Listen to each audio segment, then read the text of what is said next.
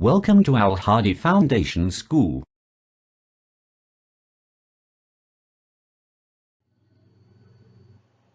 Bismillahirrahmanirrahim.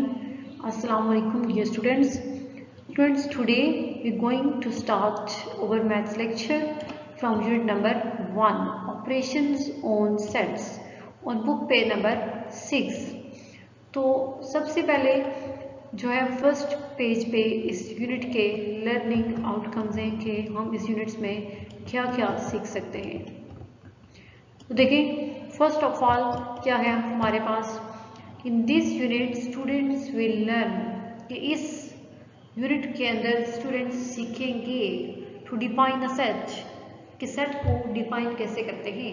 एक set जो है हम कैसे उसको डिफाइन कर सकते हैं, सेट क्या होता है, अबाउट द सेट ऑपरेशंस, और सेट के ऊपर कौन कौन से ऑपरेशंस जो है वो यूज होते हैं, union, intersection and difference of two sets, यानी कि सेट्स में यूनियन, हम दो सेट्स का यूनियन कैसे फाइंड करते हैं, उनका इंटरसेक्शन कैसे फाइंड किया जाता है, और दो ही सेट्स का डिफरेंस हम कैसे फाइंड कर सकते हैं। नेक्स्ट थर्ड है to use Venn diagram to define union and intersection of sets, और वेन डायग्राम को यूज करते हुए हम कैसे एक सेट के यूनियन और इंटरसेक्शन को डिफाइन कर सकते हैं। To verify the commutative and associative properties of sets, इसके अलावा सेट्स पे जो डिफरेंट प्रॉपर्टीज होती हैं, जैसे कि कम्यूटेटिव और एसोसिएटिव प्रॉपर्टीज, इनको कैसे हम किसी भी सेट के ऊपर वेरीफाई कर सकते हैं, चेक कर सकते हैं कि वो प्रॉपर्टीज होल्ड कर रही हैं या फिर होल्ड नहीं कर रही। तो नेक्स्ट है मैथ्स फ्लैश। मैथ्स फ्लैश में है first, what are the elements of the set of natural numbers, कि हमारे पास जो कि नेचुरल नंबर्स होते हैं उस सेट के अंदर कितने एलिमेंट्स होंगे। तो नेचुरल नंबर बेसिकली क्या होते हैं कि जितने भी नंबर्स जो है वो किसी भी चीज़ को काउंट करने के लिए यूज़ करते हैं हम 1 से लेके इन्फिनिटी, ठीक है, वो 1 से लेके 100, थाउजेंड्स, इसके बाद मिलियंस, बिलियंस, ये सारे जो नंबर्स हैं, कितने से बड़े नंबर भी होंगे, वो सारे नेचुरल नंबर्स में इंक्लूड होते हैं। तो इसलिए हम इनको काउंट नहीं कर सकते, वो अनकाउंटेबल है, तो वो क्या है, इन्फिनिटी नंबर्स होंगे। तो नेचुरल नंबर्स के अंदर जितने भी एलिमेंट्स हैं हम उनको काउंट नहीं कर सकते, अनकाउंटेबल और इन्फिनिटी जो है वो होगा सेट ऑफ नेचुरल नंबर्स।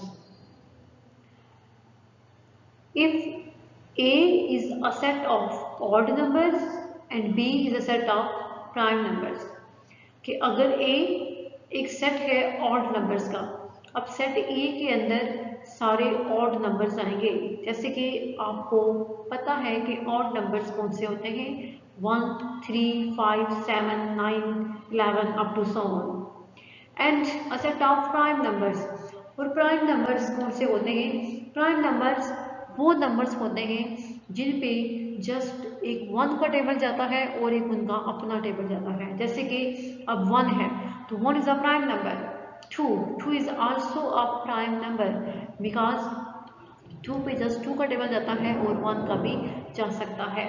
3 भी प्राइम नंबर है, 5 है, 7 है, 9, ये सारे जो है, सॉरी 9 नहीं है, 1, 2, 3, 5, 7, 11, 13, ये सारे जो है वो प्राइम नंबर्स में आएंगे। तो अगर एक सेट ऑड नंबर्स का हो तो एक सेट प्राइम नंबर्स का होगा, तो फिर list 3 elements in the set A union B, फिर A यूनियन B यानी A और B दोनों सेट्स का यूनियन फाइंड करेंगे, तो उसके फर्स्ट 3 एलिमेंट्स लिस्ट में कौन कौन से आएंगे, ठीक है। तो 1, 2, 3 ही फर्स्ट एलिमेंट्स होंगे। यूनियन फाइंड करने का मेथड मैं आपको नेक्स्ट बताऊंगी, सीखेंगे कि यूनियन कैसे फाइंड करते हैं, तो फिर आप इजीली इस जो आपका ये सेकंड पार्ट है इसको सॉल्व कर सकते हैं। नेक्स्ट है which type of set is a subset of every set, और किस टाइप का सेट जो है वो हर सेट का सबसेट होता है। तो ये सबसेट वाला आपने क्लास 6 में भी पढ़ा होगा, तो सबसेट ये होता है कि कोई ऐसा बड़ा सेट जिसके छोटे छोटे डिफरेंट सेट्स में डिवाइड किया जाए तो वो सारे उसके सबसेट्स होते हैं। तो ऐसा कौन सा सेट होगा जो कि हर सेट का सबसेट है? तो हमारे पास नल सेट जो है या फिर एम्प्टी सेट, इनके खाली सेट जो होता है वो हर सेट का सबसेट होता है। तो इसका आपके पास जो सॉल्यूशन होगा वो होगा नल सेट। ये मैथ्स फ्लैश हो गया। अब नेक्स्ट है बेसिक कंसेप्ट्स ऑफ सेट, कि सेट के बारे में हमारा बेसिक कंसेप्ट क्या है कि सेट है क्या। ठीक है, तो इसके लिए डेफिनेशन है व्हाट इज अ सेट, कि सेट क्या होता है। अब येलो ये ब्लॉक पे आपके पास सेट की डेफिनेशन लिखी हुई है। A set is a group or a collection of distinct well defined objects, कि सेट जो है वो कलेक्शन होती है या ग्रुप होता है डिस्टिंक्ट होता है मुख्तलिफ, ठीक है, जो एक दूसरे से डिफरेंट थिंग्स होती हैं, नई चीज़ें होती हैं, एक दूसरे से बिल्कुल चेंज हो, वो डिस्टिंक्ट होगा। एंड वेल डिफाइंड, और ऐसी चीज़ें जिनको हम अच्छी तरीके से डिफाइन कर सकते हैं, हम उनको एक्सप्लेन करते हैं कि वो चीज़ें है क्या। तो ऐसे ऑब्जेक्ट्स जो एक दूसरे से डिफरेंट हों और जिनको हम अच्छे तरीके से डिस्क्राइब कर सकें, ऐसे तमाम ऑब्जेक्ट्स का जो एक सेट होगा, जो कलेक्शन होगी उनकी, जो कोई भी एक ग्रुप बनेगा, वो सेट कहलाता है। ठीक है, सेट क्या है?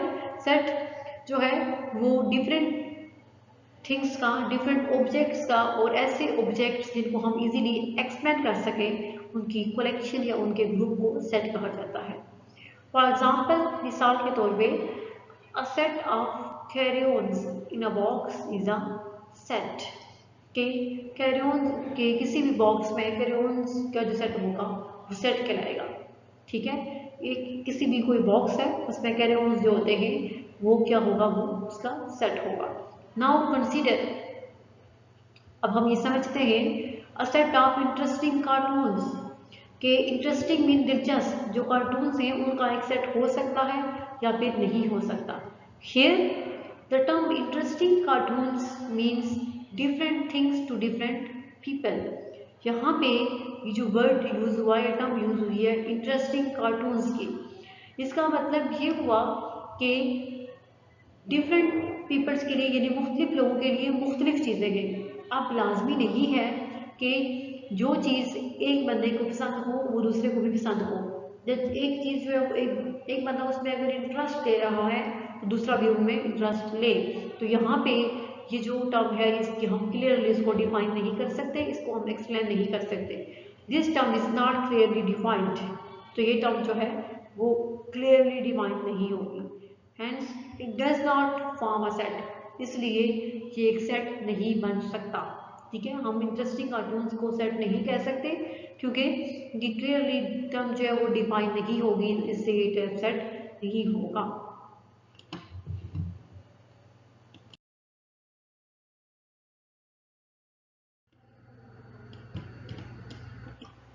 अब नेक्स्ट पेज पे है, पेज नंबर 7 पे, the objects in a set are written within a pair of curly brackets, कि सेट के अंदर जो ऑब्जेक्ट्स होते हैं हम उनको कर्ली ब्रैकेट्स में लिखते हैं। ठीक है, उसके स्टार्टिंग पे भी कर्ली ब्रैकेट होगी और उसके एंडिंग पे भी कर्ली ब्रैकेट होगी। तो ब्रैकेट के अंदर जो है वो हम सेट के ऑब्जेक्ट्स को रिप्रेजेंट करते हैं।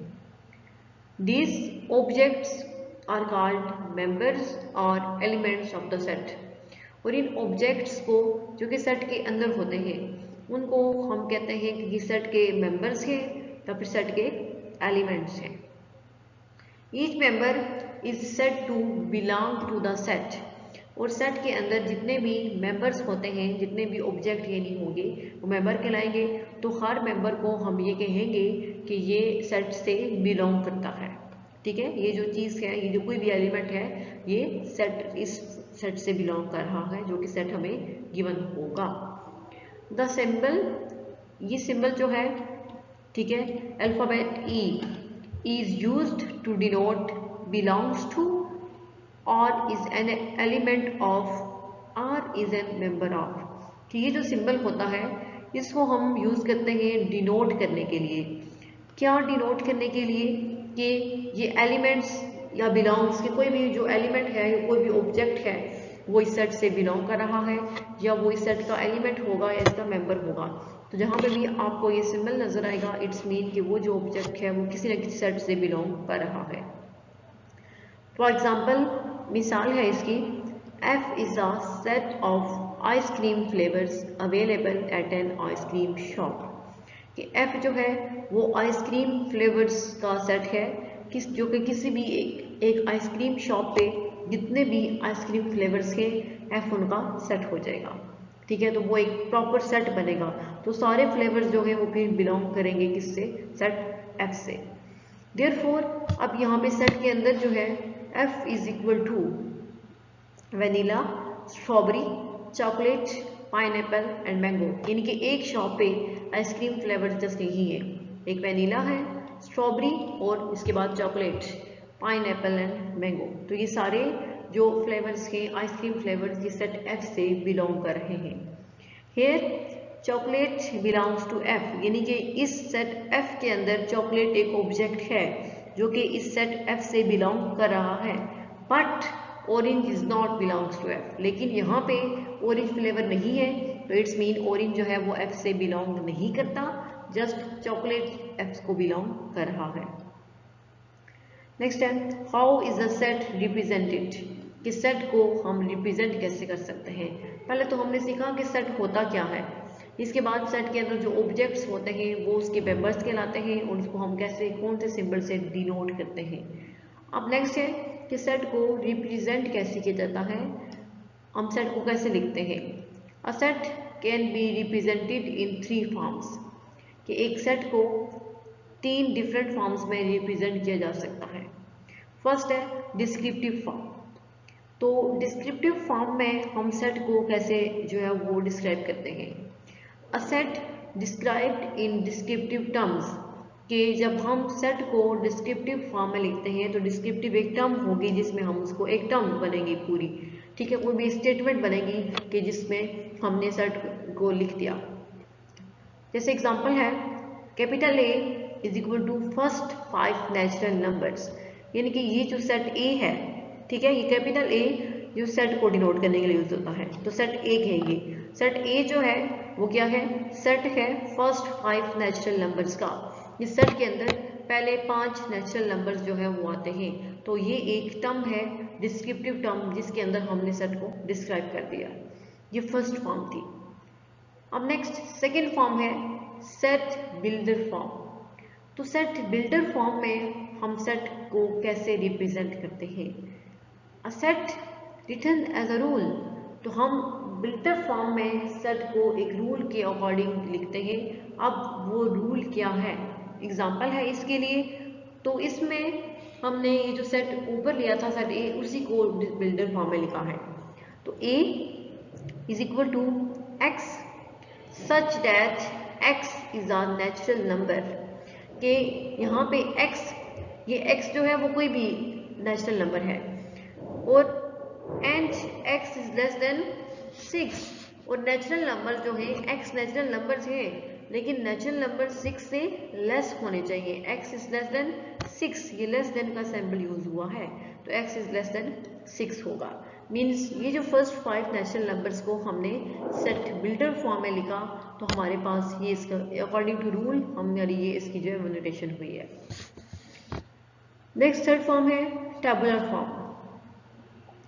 A set with the elements of the set written directly, कि टेबुलर फॉर्म में हम जब सेट को डिस्क्राइब करते हैं या उसको लिखते हैं तो डायरेक्टली हम लिख देते हैं कि इस सेट के अंदर जितने भी एलिमेंट्स होंगे वो सारे एलिमेंट्स लिखते हैं। अब डिस्क्रिप्टिव फॉर्म में जस्ट हमने एक स्टेटमेंट लिखी है। सेट बिल्डर फॉर्म में हमने एक रूल के अकॉर्डिंग जो है वो मैथमेटिकली उसको लिख दिया। लेकिन टेबुलर फॉर्म वो फॉर्म होती है जिसमें हम एक सेट के अंदर जितने भी ऑब्जेक्ट्स होते हैं उन सब को डायरेक्ट लिख देते हैं तो वो टेबुलर फॉर्म बन जाती है। जैसे कि अब देखिए इसको हमने लिख दिया डायरेक्टली, तो यही सेट फर्स्ट 5 नेचुरल नंबर्स का है तो इसमें हमने just first 1 to 5 natural numbers लिख दिए तो ये हमारे पास सेट टेबुलर फॉर्म हो गई। ठीक है, तो ये जो है वो डिफरेंट 3 फॉर्म्स थी जिनमें हम किसी भी सेट को रिप्रेजेंट कर सकते हैं जो कि हमारे पास गिवन होगा। तो आज वाले लेक्चर में जस्ट हमने सेट का कॉन्सेप्ट सीखा है कि सेट क्या होता है, सेट के मेंबर्स या एलिमेंट्स क्या होते हैं, और इसके बाद हम सेट को कैसे रिप्रेजेंट कर सकते हैं। तो नेक्स्ट इंशाल्लाह हम टाइप्स ऑफ सेट्स जो है वो डिस्कस करेंगे। अल्लाह हाफिज़।